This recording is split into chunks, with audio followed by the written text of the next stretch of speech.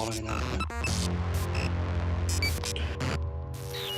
has been paid for by the WZWA network.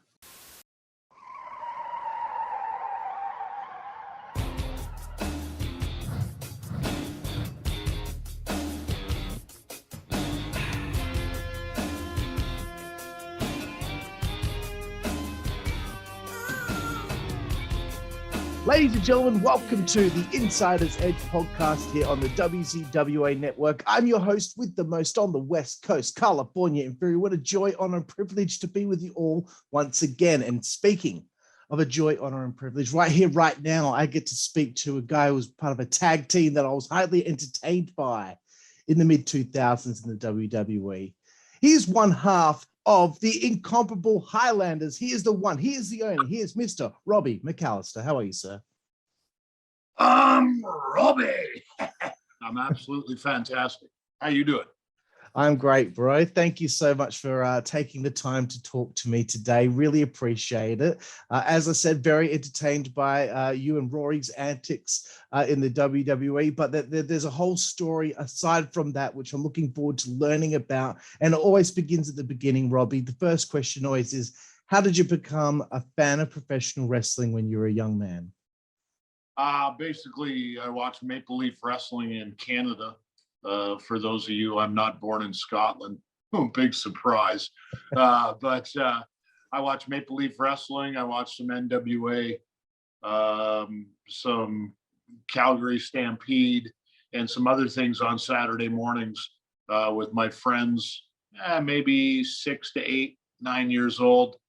And right after the shows, we would start wrestling in his basement on the mattresses we'd put out in a ring.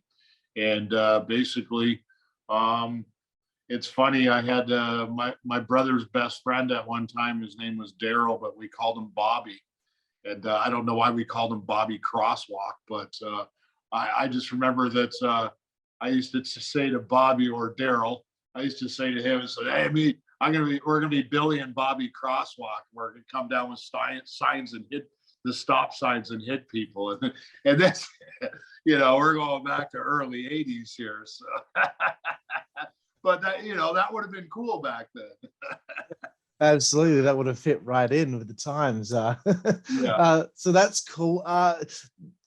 What point in your life do you make a decision that, I want to actually give this a go? I want to start, getting my feet wet. How do you go about getting trained? What's the first step that you take at that point in your life? Well, it took a long time because I've always been sidetracked in my life with party favors like alcohol, and sometimes it gets me in trouble and it's made me do dumb things. But starting in professional wrestling, I was about this big around, but I had not got my start in professional wrestling. But I started watching. I was living with my uncle, and I started watching WCW. I believe it was Saturday night. It was a replay on a Sunday. I was about maybe 22, 23 years old, and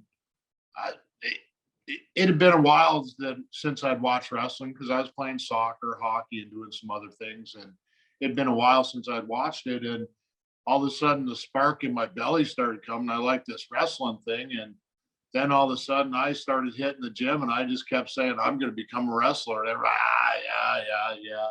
And it's funny that I met a guy named John Vranich, a very good friend of mine. And he was the one that really put the push on me. We watched a couple pay-per-views together, and then all of a sudden we went to an indie show. And once I went to the indie show, like me and him said, we're going to both be wrestlers. He was going to be Luscious, handsome Johnny V, and I was going to be Luscious DC. But that's a whole nother one. And it's funny, when I saw the guys coming down to the ring, I was like, I'm bigger than some of these guys. I don't see why I can't do it. And that was right around 98, 99. And that's when I really started putting the push on. I was going to become a professional wrestler. Wow, 98, 99, and not even that many years later, he ended up in the big time. But yeah, I guess there's a journey to get there. Um, yeah, from my research, I found that you got training through Waldo von Erich. Is that correct?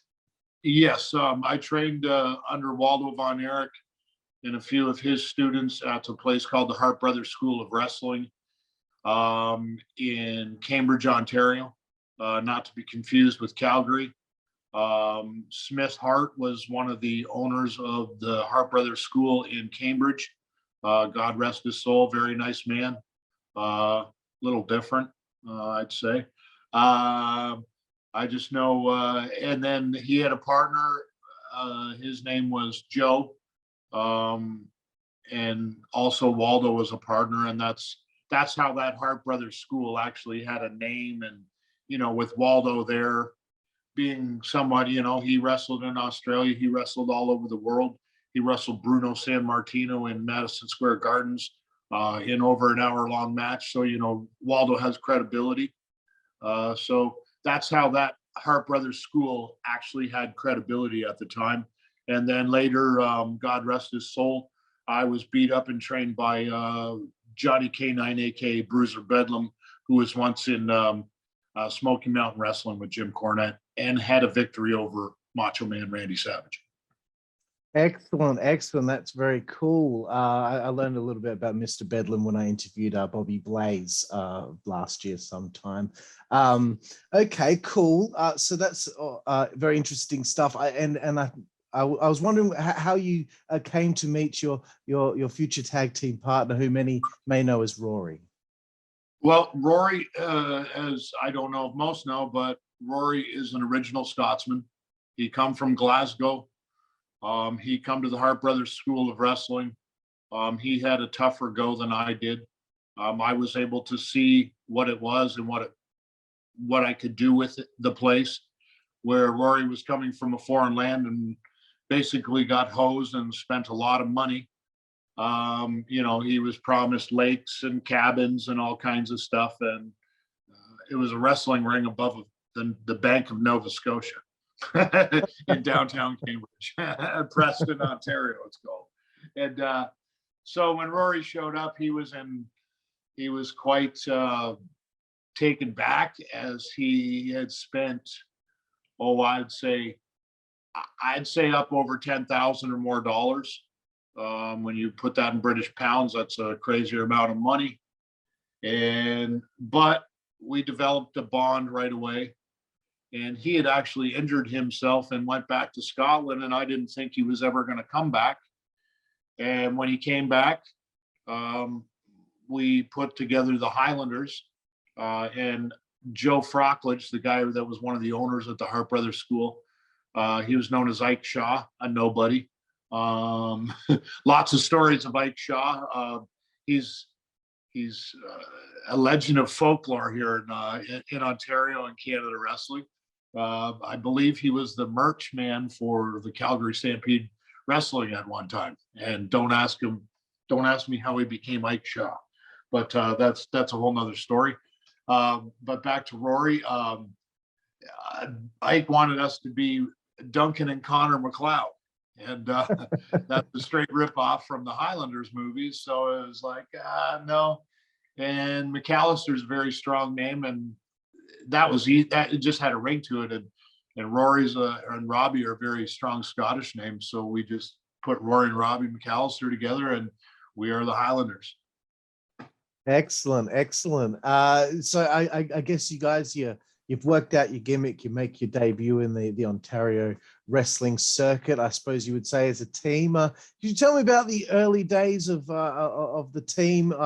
Working in some of the local promotions there.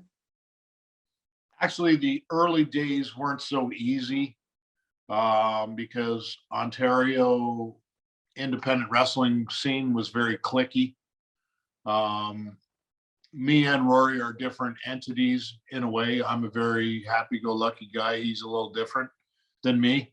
And in this business, it's a lot of ass kissing and politicking and being nice to people. And at the same time, I don't really want to kiss ass to be, to get anywhere because, I just came out of an 8-year sales career that I done very well at. I'm basically semi-retired now. I don't have another job but work on this house I'm in. And eh, basically, damn it, I lost my train of thought. Yes, but that sales career, I never had to kiss ass. They knew my work ethic, and if I said I was going to go do something and do it, I did it, and I went and made them millions of dollars. So, in the end, I'm in a very good spot now because I'm not going to kiss anyone's ass. I don't need anyone's work. I can work for myself for the rest of my life. I do still have bookings and stuff. I have aspirations of other things, so I kind of went off on it, but I'm. That's cool. But yeah, so I understand what you mean. It was like that for me when I took the jump and wrestled locally here in Australia. Very clicky and just a lot of bullshit. Yeah, that's where I was going to go. So me and Rory actually had to. You put me back on track. Rory and I had to go elsewhere and we basically sent out tapes and we started working in Indiana, Michigan, Ohio, Massachusetts, and just kind of left Ontario alone. And it's funny because it was better to leave and go somewhere else because you busted your ass and learned how to actually get there instead of in the little click pool where you can go kiss everyone's ass to be on a show, but are you kissing the right ass to get to WWE? Because that's the ultimate goal. Yeah. That's especially during that time period. That's when WCW goes under, then that's the only real place you can make a big name for yourself. But we're almost there. We're almost there. I just want to know about this feud that I read about between the Highlanders and the Texas Hellraisers. Can you tell me a little bit about this feud? From my research, it said 2 years this feud went around the country. So in Ontario, we made it into Quebec. The Hellraisers feud, basically, there was some promotions in Ontario that, there weren't so clicky, so we did go work for them. We met Pat Murphy and Tyron Eric Dawson and Scott Chase are the names of the Hellraisers. And basically, we fought in GLCW, which is Great Lakes Championship Wrestling. We fought. I can't name all the promotions because I was a wrestler. I really not a mark. if you understand what I mean. I don't get giddy over Hollywood people. I don't get giddy over Hulk Hogan. I don't get giddy over anybody. I'm there to do my job, and that's what. I'm one of those type people. So. Yeah, well, I don't remember all the names of the companies, but yeah, we went all over Ontario. We made it into Quebec, and we've actually spilled it over into Manitoba. And as for all of Canada, sometimes people think in wrestling they can make big stories. If it was all over Canada, I'm a more realist. I'm not so. Yeah, I'm a showman and a realist, but I'm not so much a bullshitter. Put it that way. Fair enough. I could tell a story, but I'm not just gonna make stories up. Okay, that's the type of person I am. That's cool. I appreciate that. You know how people can make the story up, and because it's the internet world, people will believe it. So it doesn't matter. Like. At one time, I had a company called Canadian Professional Wrestling, and I had a feud with a guy named John Boland, and we had awesome matches. And basically, I filmed the thing coming out of the hospital limping one day, and all of a sudden, we got so much heat that people actually believed and bought into that. He jumped me the night before, and he put me in the hospital. And 300-400 tickets for an indie show is pretty damn good. Yeah, definitely. On the stage that you have, and you don't have, the avenues that Vince and AEW and all that money that can put you on a bigger stage. And that could have been a great match in WWE or anywhere. So. Yeah, cool. In my research again, I found a couple of matches, maybe 4 or 5 that you guys did in IWA Mid-South. I thought that was an interesting mix there. Highlanders working in IWA Mid-South. How did you like working for that company? Actually, we really enjoyed working there. Ian Rotten was very nice to us. It wasn't the greatest paydays, but the best thing about IWA Mid-South was exposure at the time. Not every match at IWA Mid-South was a death match. There was a lot of hardcore, but at that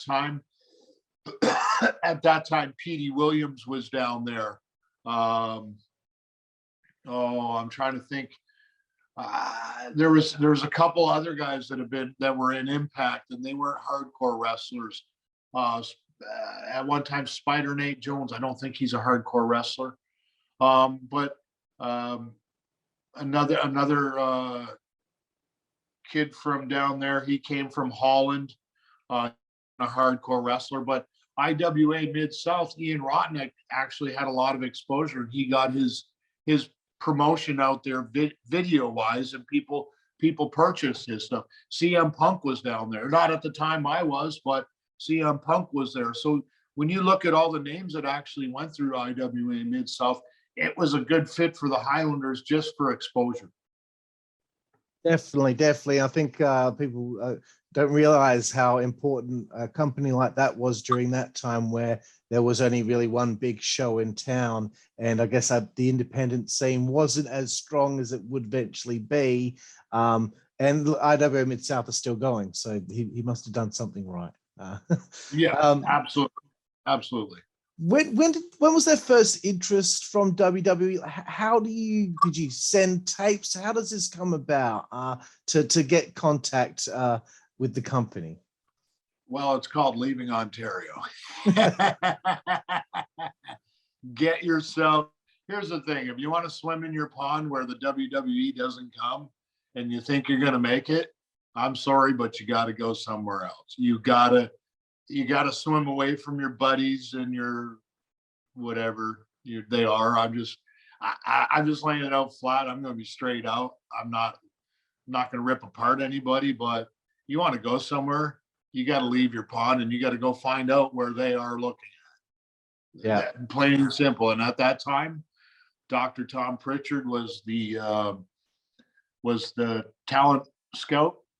And we had been going out to a place called, I believe it was WWA, and worked for Mike Sparta in Massachusetts, New Hampshire, Vermont, and I want to say even into New York State. We worked down there, and Dr. Tom would come in probably every couple months and do a seminar on a Saturday. And we had sent tape. Actually, we had a guy that actually got down there. At that time, his name was Quincy Valentino. Whole nother story on him. Quite the character. But he basically needed some guys to drive down with him. And we basically sent some tapes down to this Mike Sparta, and he got, in the kilts, we looked good. Maybe on the gas at that time, looking pretty sharp. And Mike Sparta booked us for 2 days and basically paid us for 1 day and said we could do the seminar free with Dr. Tom one day. So, sacrifices. 3 guys in a car, we come home with nothing, but we didn't pay for the weekend. We got to meet Dr. Tom on one of the shows. There, we got his phone number, start doing our work, start doing more, get to know him a little, get in front of the right guy, get with the right guys in the ring. I think our biggest push ever for the Highlanders to WWE and Dr. Tom was the night we wrestled Dangerous Danny Davis and Chris Candido. We had a great match where we didn't call a lot in the back. We went out and worked, had a great night, and they really pushed.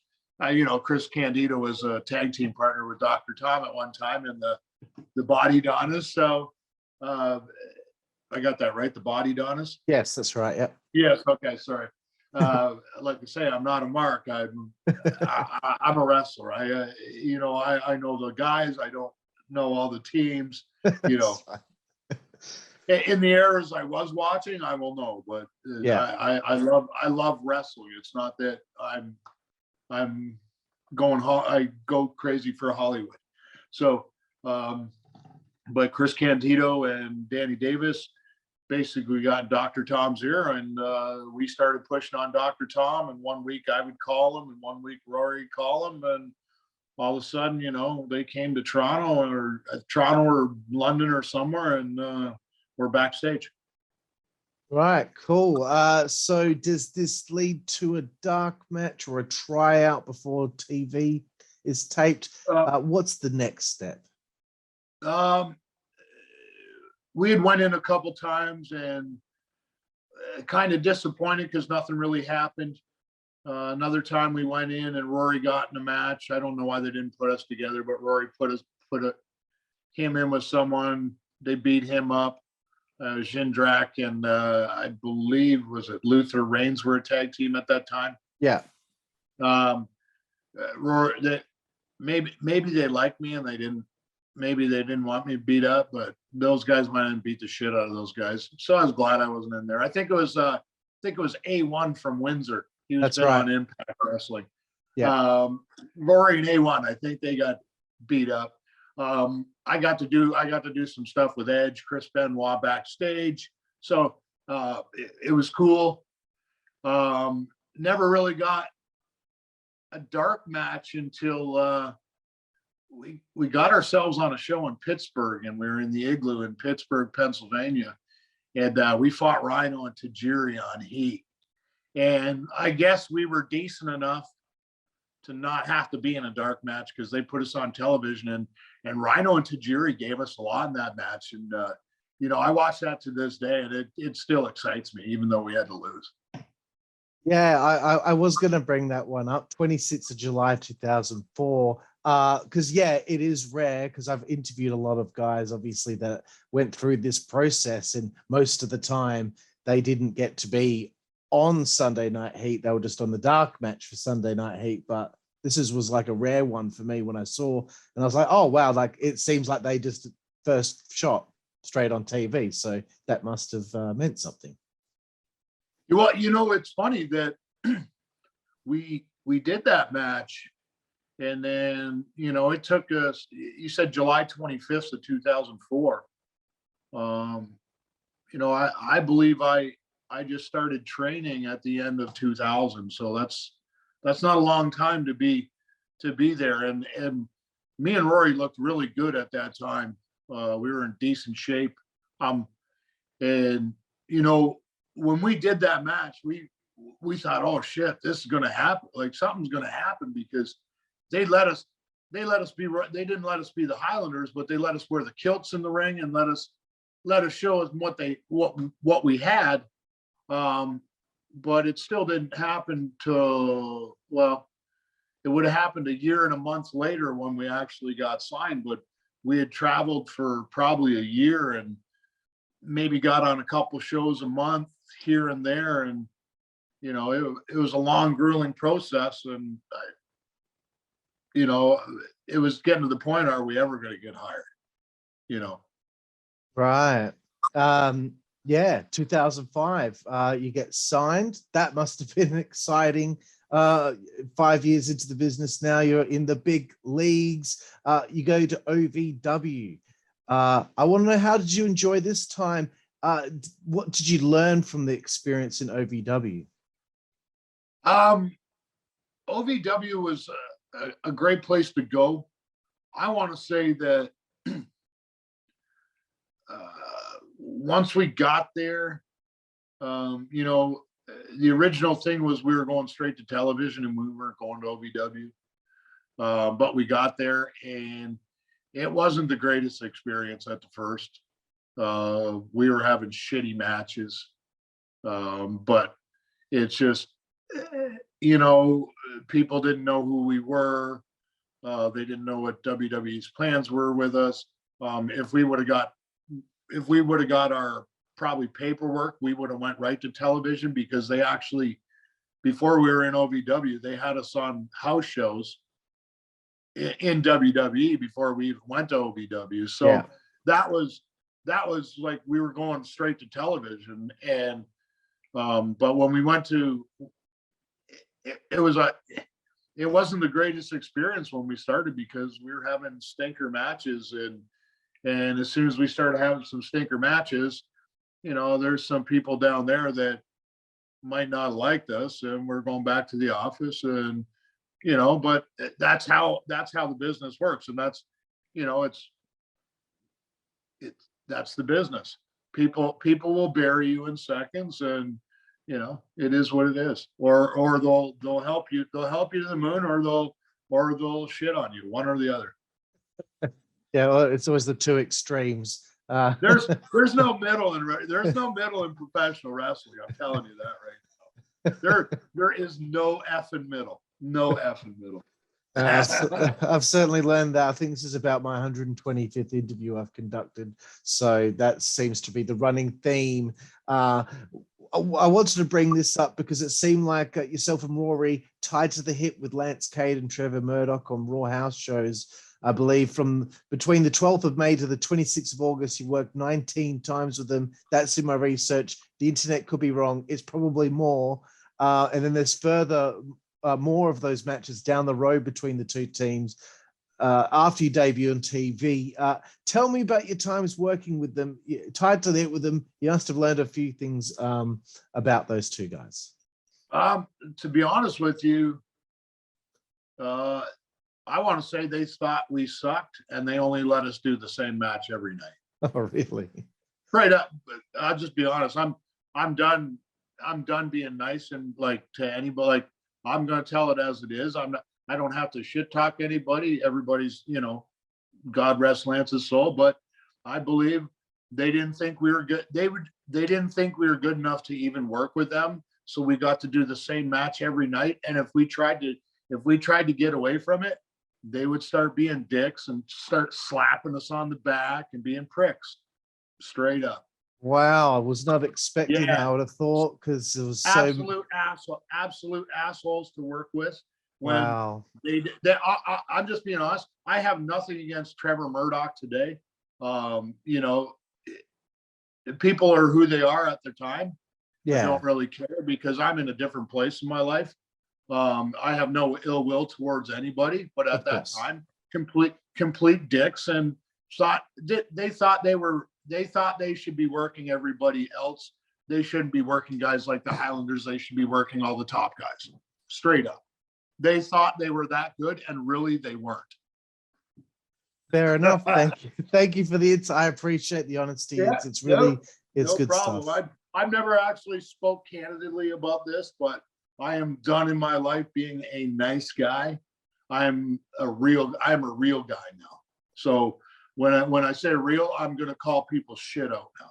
It's before I just, okay, just take it. But that's what was wrong in professional wrestling for me. I was a nice guy. Nice guys don't get anywhere. You got to stab people in the back if you want to get to the top. Don't care. No middle. Yeah, absolutely. No middle. And see, this I like it, bro, because you know I just got a real answer from you. Sometimes I can do interviews and I feel like, gosh, I can't get anything, any information. It's always like, it was great. This guy was great to work with. Thank you for a very nice answer there for me. And like I say, no ill will towards anybody. Of course. God rest Lance's soul. We're all in positions in our life at times that we do what we do, and that's each person's cross to bear. So it is what it is, and you know, they did the right thing to stay there longer and make more money. Yeah, understood. Before you go to TV, you filmed some vignettes for the debut. You both must have been excited, thinking they're putting time into, you know, introducing us before we go on and work on the shows on Monday Night Raw. Tell me a little bit about the vignettes and that experience. Well, that's kind of an up and down, because everybody that ever had vignettes basically got flushed down the toilet. So you're like, if you come out like Outback Jackie came out, they had these interview, like these vignettes. He lasted about 6 weeks. Everybody that had vignettes did. My friend, God love him, Sin Bodhi, but he got the shit end of the stick. Okay, we're gonna call you Kazarni, and so it's just, the vignettes are just, it's like the double-edged sword. If you're getting vignettes, you probably actually want to. And here's the thing: when you first get there, you're walking on eggshells. You're just happy to be there, and if you're a nice guy, okay, I'll do whatever you want. But hindsight, maybe should have said, can't we just go to TV and work our way up, instead of put us in with some guys, let us beat up some guys and show us before we're actually funny guys. Let us show you what you got before, instead of vignettes, because vignettes is a curse. Vignettes are, if you get a vignette, you're pretty much, I don't know. How many, you've been a fan for many years. How many people that have had vignettes have won anywhere? I reckon at this point in time, they would do this thing where they would do the vignettes, they'll put this effort in, and then as soon as it got to TV, after about a few months or a few weeks, they kind of gave up. All right, well, what's the next thing? I felt like a few years prior to that, a vignette would be good when you'd see the debut of someone like Val Venus, and he got a massive pop because of all these hilarious vignettes. And like Kurt Angle as well, he got some as well, and he ended up being this great heel as soon as he appeared on television. It worked at that point, but I feel like at this time in the mid 2000s, they just, I don't know what it was with the company at the time, but it felt like it didn't work. You got to remember too, you're just losing the Attitude Era fans. Yeah. And what they were doing with those vignettes in the Attitude Era was something they didn't do prior and after. And basically they thought they were going to go a little cartoony again after the Attitude Era, because PG rated and all that. But even though it wasn't, because there was Rated R Superstar and all that kind of stuff, but it was a little toned down compared to Attitude Era stuff. But all the vignettes prior to that Attitude Era, I believe, shit the bed. Good point. The way that you kind of described it there, for me, that makes sense. The Attitude Era fans kind of going away, because this was like the last couple of years that I was really watching every week anyway. Okay, you make it to TV, as you said, and as so many other people have said, walking on eggshells. I don't know how many people have used that particular phrase, walking on eggshells, that I've had on this show. But how did you find the push early on when you finally start appearing on Monday Night Raw, and very soon you become the #1 contenders for the tag titles? It was really cool, but in that push, I believe there was a lot of people working against us, because that's how it is. It's a political, you get in people's pockets, and there's a lot of people working against us. We got the push because Vince and Stephanie really liked us. They liked what we had going on. We might not have did what we needed to do to keep us in their pocket, like basically give them ideas for everything, write down ideas and give it to them, and to the writers, and try to keep yourself going. You have to get in someone's ear to keep on television. It's something I've learned, and it's a hindsight thing. So I know for anything I do in my life, you got to stay on top of things. If you want to get something, you got to stay on top. So if you want to be on TV every week, You got to be in their ear to get there, and that the politicking game. But you don't, if you don't give them they're not going to think for you. You got to always kind of give them something in order to stay there. That's why a lot of people.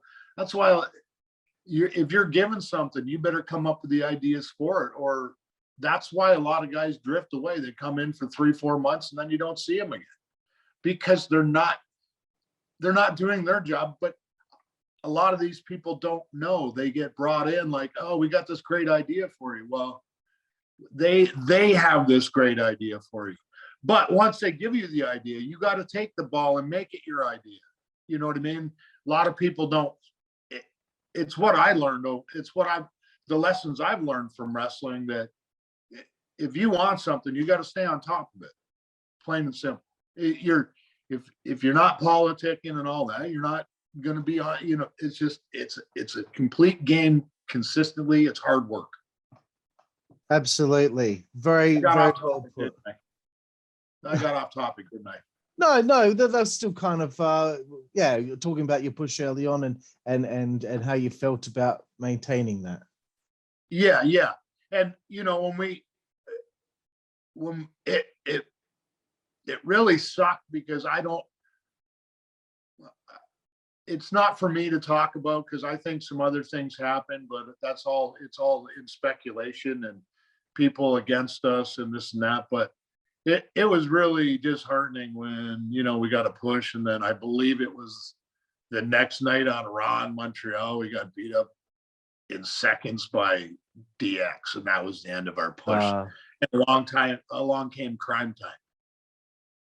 So we're also victims of the next good, you know what I mean?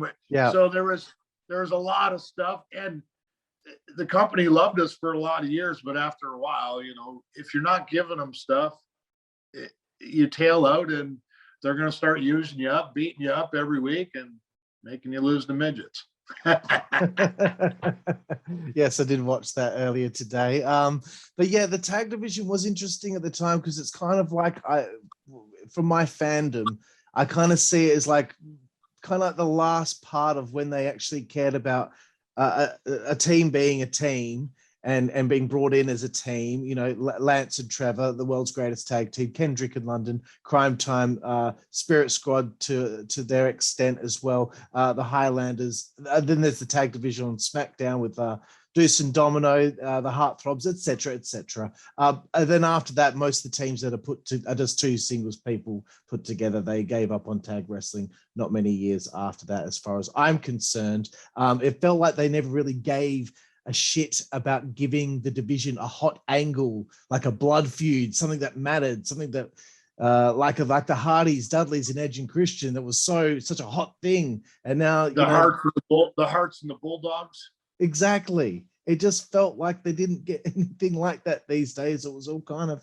I don't know. But, it's like they thought they were going to do something with the tag division. Yeah. And then did absolutely nothing with the tag teams. Exactly. Absolutely nothing. And then it would get to a draft and they would split, let's say the Basham brothers, they put one on SmackDown, one on Raw. None of them appear on TV. Neither of them appear on TV, and then they both get released. Why don't they just keep them together? You know, yeah. Didn't have any plan for it. Anyway, enough of me ranting. I wanted to get to a really cool it's okay because that's how the company runs. They don't. It's just one of those deals. Yeah. This is a great moment. As far as from my fandom of the Highlanders, I really loved watching this. September 11th, 2006, Madison Square Garden, Monday Night Raw. Spirit Squad cop the loss to yourselves and Rowdy Roddy Piper, the legend himself, may he rest in peace. Please tell me what this was like for you. This is Madison Square Garden. This is Roddy Piper. Must have been great. This was one hell of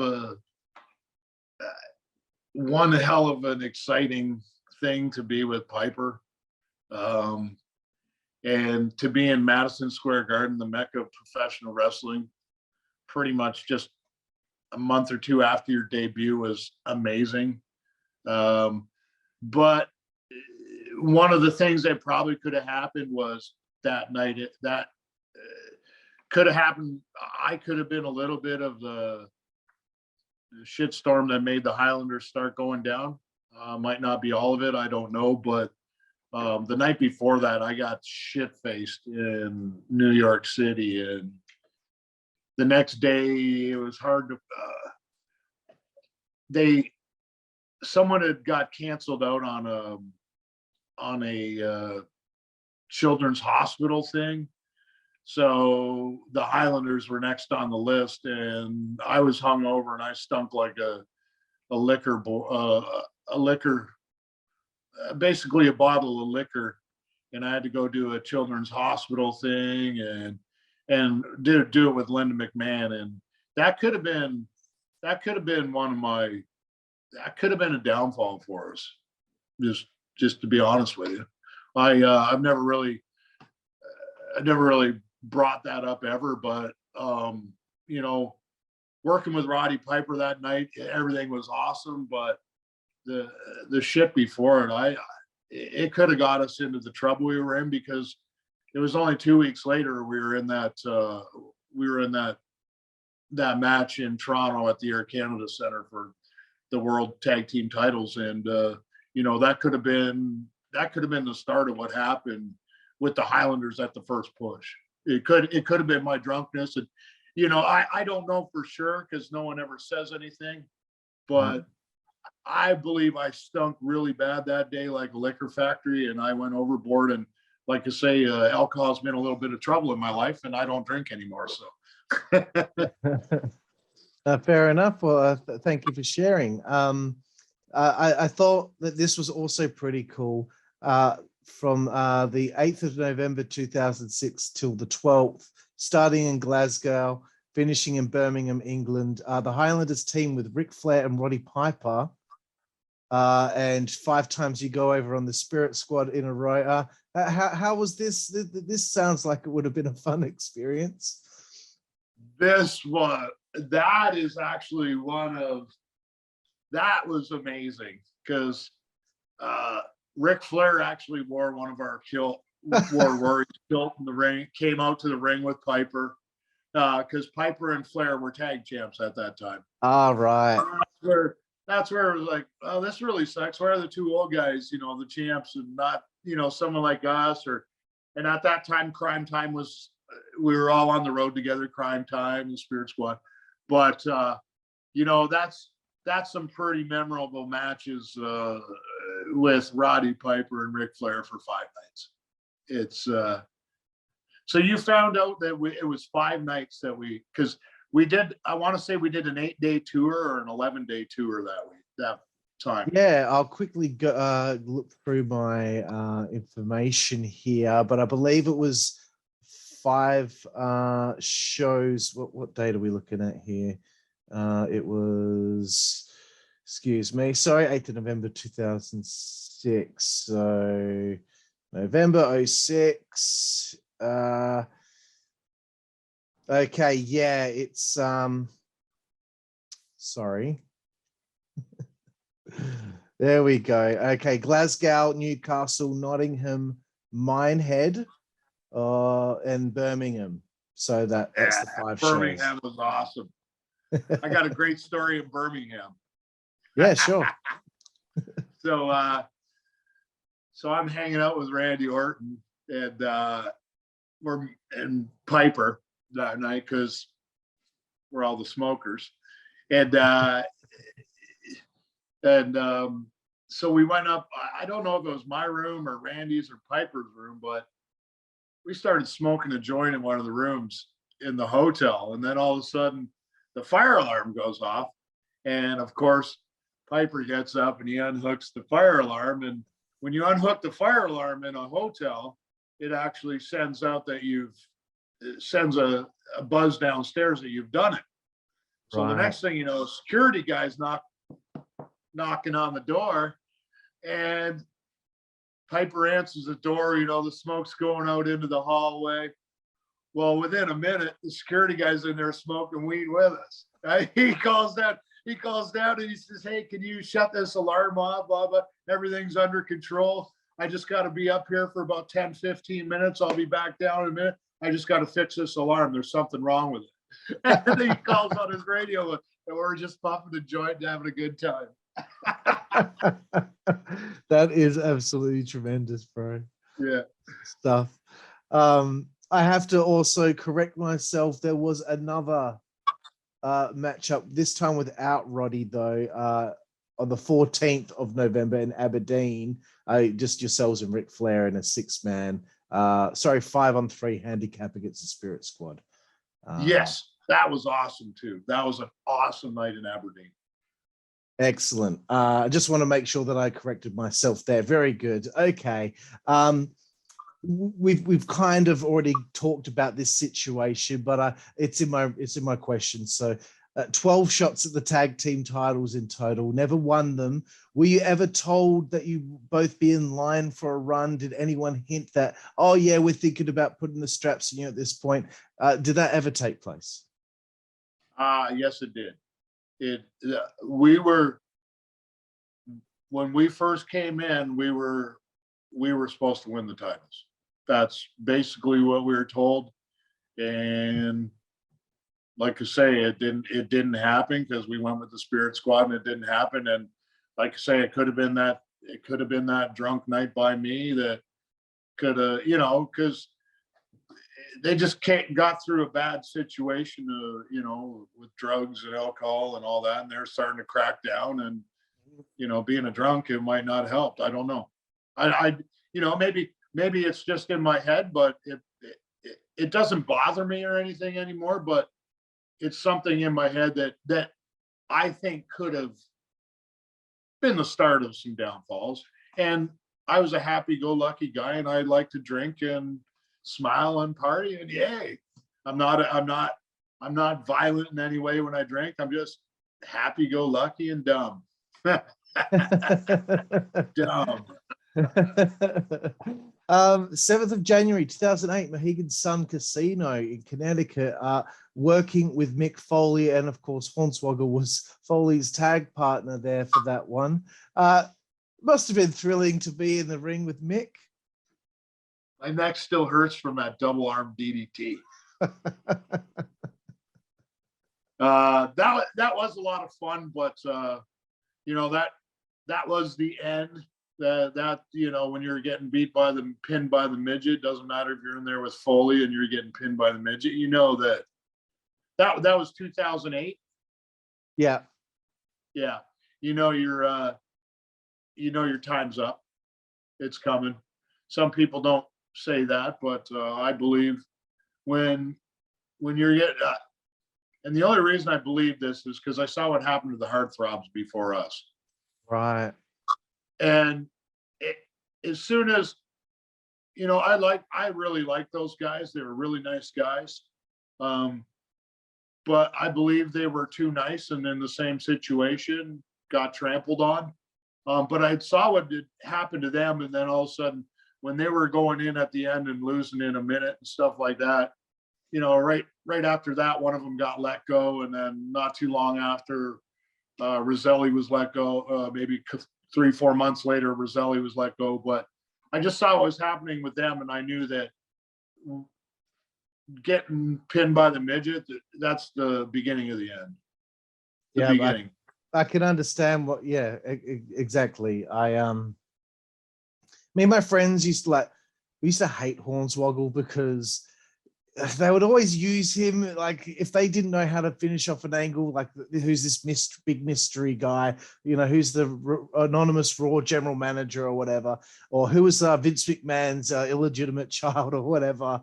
They couldn't figure it. They never knew what their plan was. It always ended up being him. I'm sure Dylan is a great guy, but God, when they would do that, they did him no favors. Anyway, just wanted to get that out of my system. Rory gets injured, and I believe you have 9 singles matches, and you also team with Charlie Haas a few times during this period of time. Is this a bit of a blow for yourself and Rory? How are you both feeling at this time? You've had the Hornswoggle situation. Now Rory gets injured. Well, this is where I believe this is a situation where when Rory got injured, okay, what the hell's going to happen to me? I've always been one that when I start something, I finish it with them. I don't like to go, when the tag team, when we ended at WWE, I went off and did my own single stuff because I knew that I need to live and he did his own thing. But when he got injured, I thought it was a good way to show that I am, you know what I mean? But at the same time, I wasn't going to go behind his back and start politicking to try and do my own thing, because that's not how that's not the type of person I am. Yeah. Maybe I should have been. But Rory's my friend. He's my brother. I love him, and I didn't ever want to hurt him that way. But once we were done as a tag team, I did my own thing. I never even, didn't try to get booked with him, because I became a wrestler to be a wrestler. I didn't, whether it was tag team or anything, but at that time, that's what I chose. So that was my business I chose. But it was great to start working, because I think one of my best match ever is with Ron Killings. Yeah. I believe it is in Rochester or Syracuse, New York. Phenomenal match. And actually, I just did a podcast last week, and the guy that asked me about it, he thought that was the beginning of my push. They were going to start pushing me as a singles. Maybe they thought about it. I don't know, but that had already happened after the TNA incident. But I also think that I believe Rory's injury helped us get another 6 months out of the company after WrestleMania. Right. Yes. Just my thinking when it comes to losing to a midget in February or whenever you said it was, and then WrestleMania is coming up. Before that, Khali beat us up on television. There's some other things, and then all of a sudden, I believe, and then Finn, when Rory tore his pec. Yeah. We had to lose the Fit and Hornswoggle. So not only once, but twice we were beat by the midget. Yeah. So how are you ever going to effing beat anyone if you lost to a midget twice? It doesn't matter if Fit Finley helped him or not. Yeah. And if you lose in handicap matches as well, it's never a good sign. No.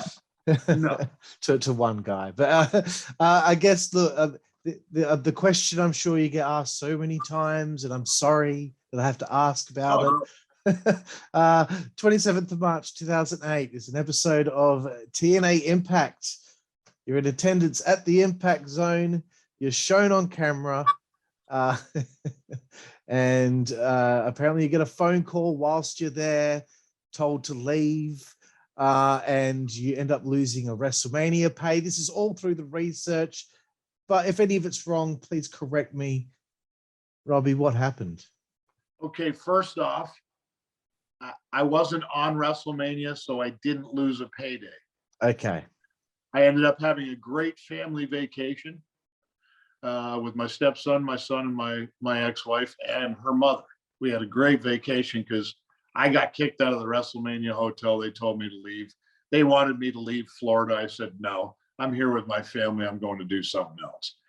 First time I was at a point at that time where I had the I don't effing care attitude anymore. Basically, I went there subconsciously knowing it would get me heat, and I didn't really care. At the same time, it was a dumb move because I think it actually buried me to ever get back to the company. Yeah. Because I tried a bunch of times after to try and go back, and finally at one point John Laurinaitis pulled me aside and said, Derek, you can't sneak in here anymore. We're done.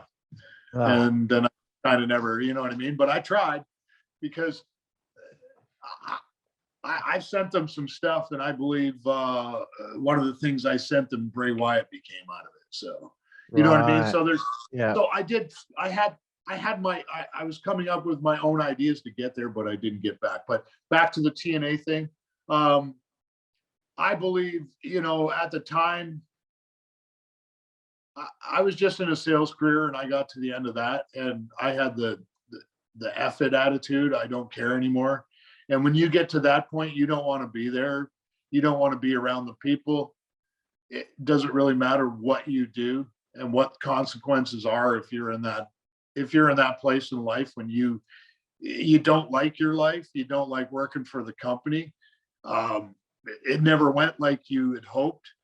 But years later, when you do the work on yourself, you figure out why it didn't work. And if you can smile about that, that's a good damn thing. I know why we didn't work, and I know it stems from being a part of me. I can sit and lay blame on everybody, but the real blame, Rory can blame anybody or whatever, and I can blame anybody or whatever, but in every story, you're part of the story. You might be only a quarter of it or half of it, but if you can take your blame, that's all you need. I know that shit went wrong, but I know deep down inside, I didn't work hard enough and I was lazy. I didn't give him the reason to keep me.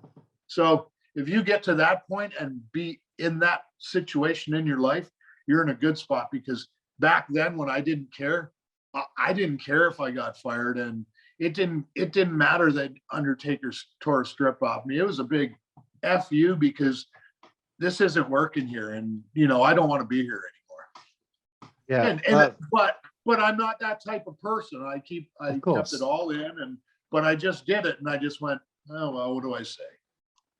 But if I was in a better place, I would have said, listen, my life is, if I would have been the person I am now, I would have said, listen, my life is shit here. You're not doing anything with us. My partner's in, you know what I mean? I would have actually spoke up and said how I really felt. But back then I was a different person. I keep my mouth shut, but I didn't care. So it didn't matter what the fuck I did. Excuse my language. That's okay. I'm Australian. We're used to it.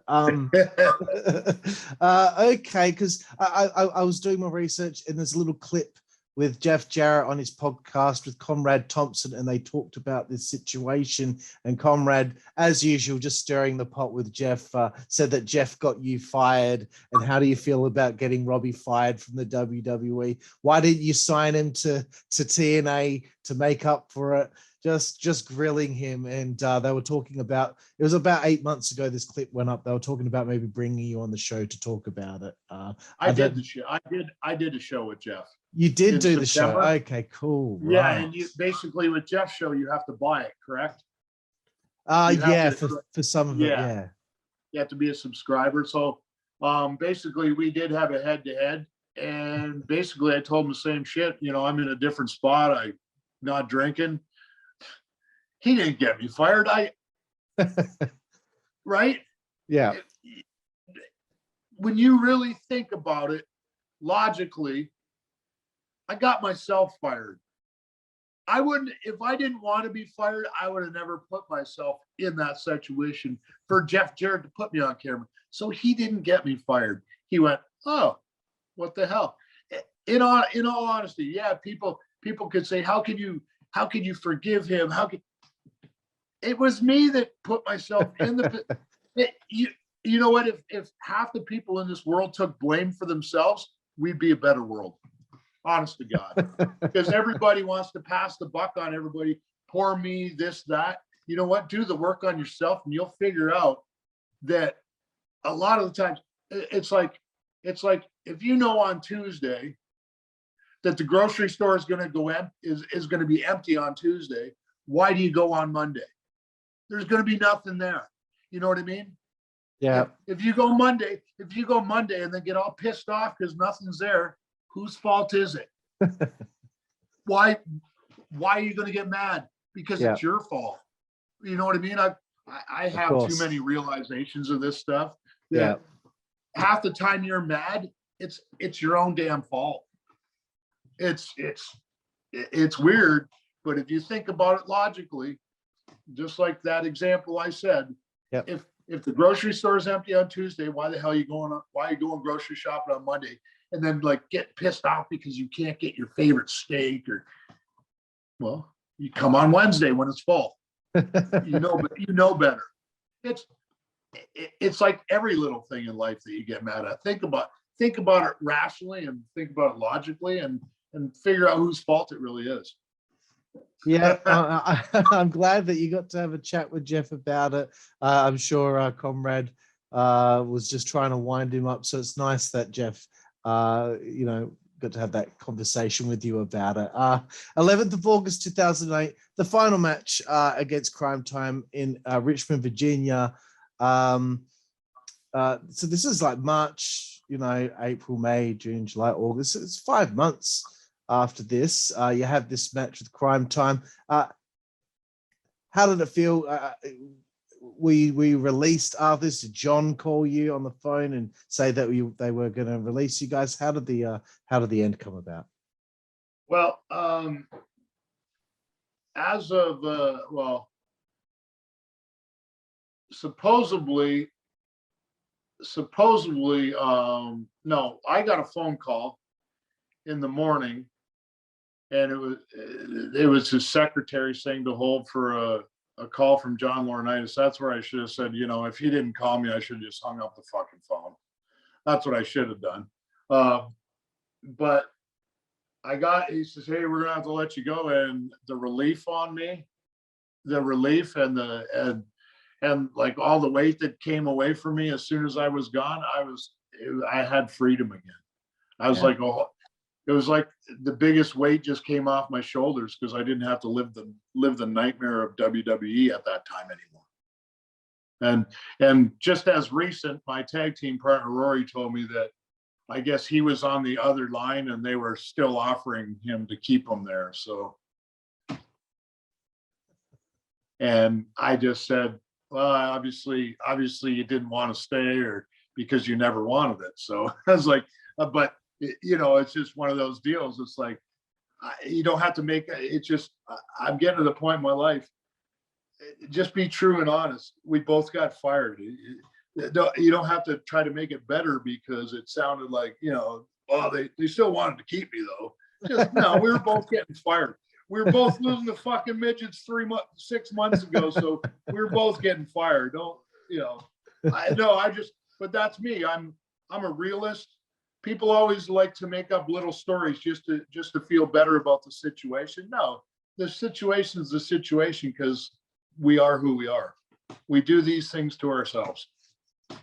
Well, I did it to Rory, unfortunately, but he wasn't happy there either. So yeah, he was just at the beginning of having a family and wanting to be at home. And so, that's probably hindsight. That's where I should have tried to start going off on my own instead of showing up at TNA.